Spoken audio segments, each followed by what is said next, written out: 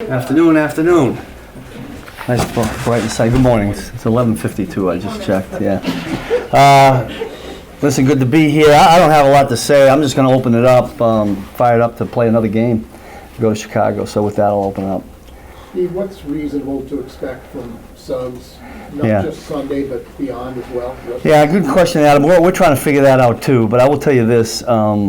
I think you're all aware that I had the pleasure of working with in Baltimore for 2 years, and I can tell you this: he's as passionate about football as anybody I've ever been around. He's a consummate pro. I respect all of that about him. I got a great deal of respect for him. He's a great one. This is a different environment. It's all new and different to him. He got in here late the other night, and then he came in here yesterday. I don't know how much sleep he had, not very much, but the most impressive thing, and I think all our players got the eyeballs on it too. You come in the meeting. He had a spiral notebook, and he was taking notes. I mean, that's Terrell Suggs. I mean, he's a pro. He wants to do well. He knows that knowing the defense is part of it. Going back to your question, what's to be expected? I think it's going to be kind of a gradual thing, but I think we'll just basically go off of how he feels, both physically and mentally. You talk about his passion. How do you see that? What leads you to say that?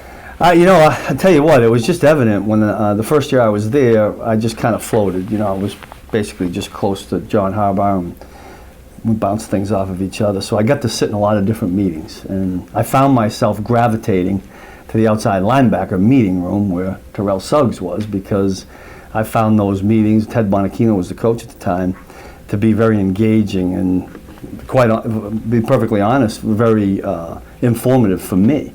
And part of it was because of his interaction with talking football and how much he wanted to know about what we were doing, what the other team was doing, not just what he was doing. I mean, he wanted to know it all, and he was a sponge and absorbed it. And when he went out on the practice field, and it might be different here because this is all new. I mean, when I got there to Baltimore, he had been there 12, 13 years, so he knew the system down pat and all the surroundings and all the Pro Bowls and the whole thing. So.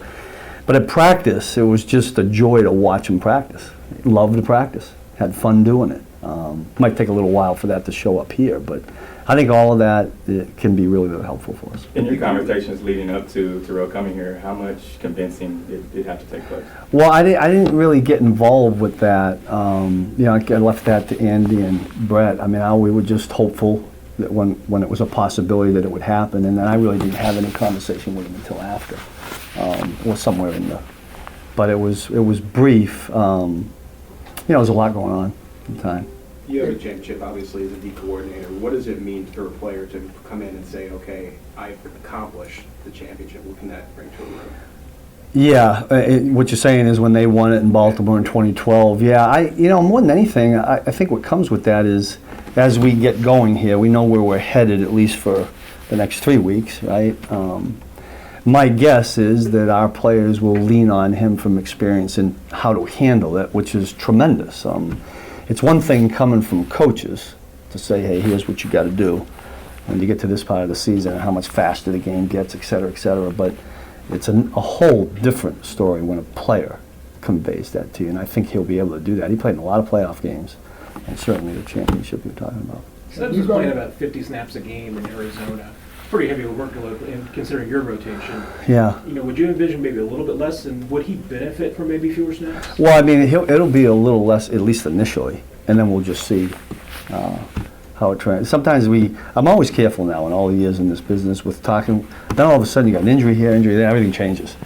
So we'll see how it progresses, and hopefully we can build it up enough where we can get him in for as many plays as we need him. Have you gone back in recent days to watch any of his video from Arizona? Just a little bit of the last game that he played in, but I didn't go too deep into it. I know him. I know what he's all about, and I just think he's been a great addition. Physically, does he look like the same guy? Yeah, I mean, I didn't watch a lot of plays, but in the plays that I saw, I didn't see a big drop off in my opinion. I mean, he still does. The guy is strong, physical, sets the edge of the defense.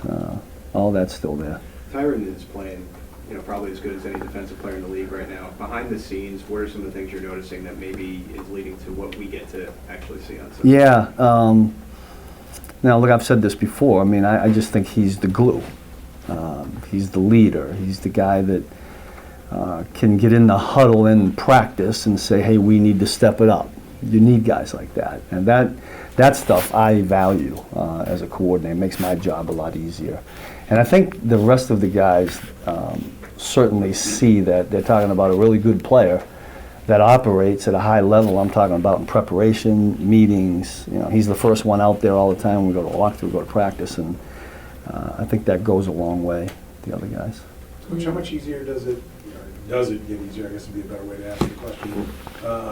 The fact that Matt Nagy comes from Andy Reid's system. Yeah.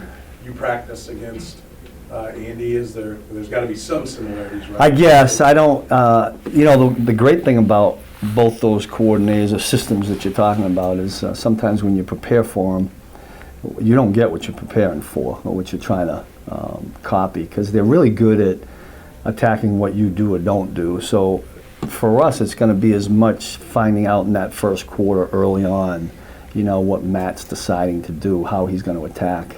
And so that'll be the game within the game. But, you know, just like I'm sure other teams, when they defend our guys, it's a complete headache, you know, and their offense is the same way because they do a lot of different things. And that 29's a problem. They got a real good wide out in 12, and I think the quarterback's playing really good.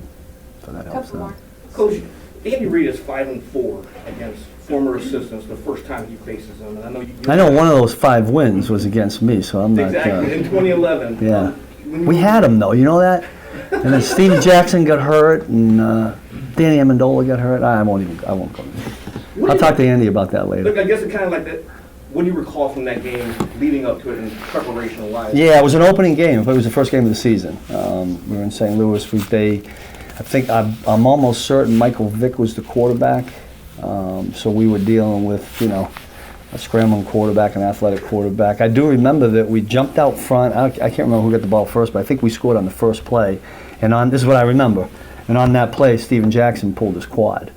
And we didn't have him for the rest of the game. But it was a pretty tight game, and then I think they beat us at the end, hit a long play. It was great to bet. It's like, you know, look at it, it's like playing basketball in the backyard with your brother, right? You try to beat them harder than you do sometimes people you don't know. But it was great competing, and I remember the middle of the field after the game, because, like, you know how I feel about Andy. I was disappointed that we lost, but great to compete against somebody you respect. And it goes along with the familiarity, because you touched on that some things will be different. Yeah. When Matt prepares for Andy and Andy prepares for I him. think so, yeah. What were your nerves going into that? And how much? Way back then in that game? Nervous? Yeah. I think the nervousness just came from it was the opening game. It was 2011, right? We had come off a pretty good season in 2010, so there was some expectations there. I really thought we had a pretty good chance to win the football game. It was at our place, it was at home, but we didn't. So we had to move on to the next game. You think Matt's going through some of those kind of nerves too? I see where you're going. I don't know that. You'd have to ask Matt. I really don't. Everybody treats it a little bit differently. Steve, back to Last Suggs. two, maybe you can add them. Back to Suggs for a second. You talked about how good he still is at setting the edge. So you see him at this point as being more than a situational pass rusher? I think so, yeah. Yeah. I mean, I think we'll use him wherever we can. Initially here, it's going to be, you know, grasping hold of the terminology more than anything. I mean, we're not that far off from things he's been doing. But yeah, it's not going to be, hey, you're only going on 3rd down. I mean, I think where he can help us, he'll help us, you know. We'll put him in there. No problem. One more. Because of your knowledge as a D-backs coach previously, I know you like to mix and match and sort of put guys in unique situations. One thing I noticed in Sunday's game was you had Kendall Fuller playing just as much safety as slot corner. Just what was your idea behind that, and how much of that new wrinkle did you sort of get the success that you wanted out of, and is there something more that can be developed? Well, some of it goes back to personnel and how we've been wired the last few weeks and who's getting the reps at certain spots. I mean, we're probably going to change that a lot week to week. Some of it's by call, and quite honestly, some of it they handle out on the field. You know, I just tell them to align to execute, and if sometimes he's deep, that works out, and sometimes he's up, that's good. Now, sometimes I direct it, obviously, but what's nice is having guys that have the flexibility to do different spots, and hopefully we'll get more of that.